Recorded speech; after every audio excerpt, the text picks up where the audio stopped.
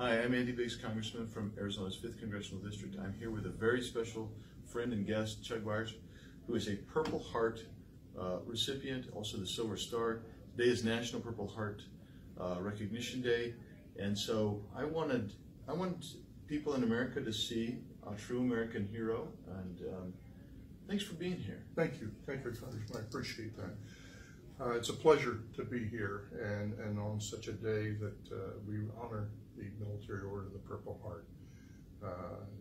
To me, it was June 1st, 1968, a long time ago.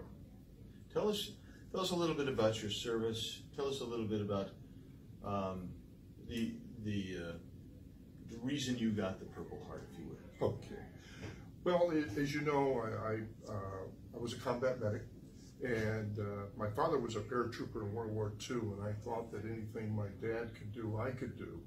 Then I got thinking about jumping out of airplanes, and I said, nah, I'll stay with the medical part. Right. So I took extra medical courses, and I knew I was going to go to Vietnam, but I used to be well trained.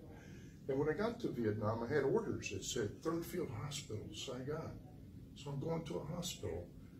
But then I hear my name called, and they said, you're going to the 9th Infantry Division. And I said, you can't do that. I have orders. You know what they told me, right? Yeah. Yeah. So with the 9th Infantry, I was assigned as a senior combat medic. And that's where I served. And how old were you at that time? I was just 20 years old. A 20-year-old senior combat medic. Yeah. And I had 23 days left. Going home in 23 days, they pulled me out. And they said, you know, they kind of put you out of the field. So I was working with the battalion surgeon. And a call came in and said a unit was under heavy attack. They went into an ambush, and they would like other medics, 2 medics to volunteer.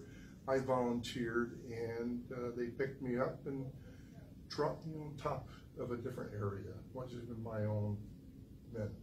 It was in a different AO, but these guys were really shot up bad, and I started patching up, and I had to do a field trach, and I never did a field trach, but I paid attention in class. Right. And just as I opened up the airway and put the airway in, I heard a breath like that, and I took a gunshot wound in my left arm and in my gut.